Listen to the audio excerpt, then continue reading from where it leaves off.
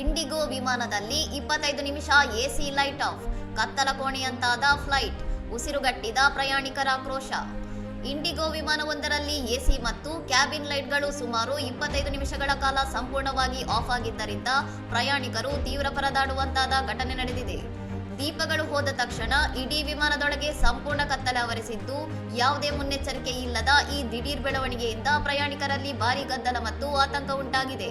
ಸುಮಾರು 25 ನಿಮಿಷಗಳ ಕಾಲ ಎಸಿ ವ್ಯವಸ್ಥೆ ಸ್ಥಗಿತಗೊಂಡಿದ್ದರಿಂದ ವಿಮಾನದೊಳಗಿನ ತಾಪಮಾನ ಏರಿಕೆಯಾಗಿ ಬಿಸಿಯ ವಾತಾವರಣ ನಿರ್ಮಾಣವಾಗಿತ್ತು.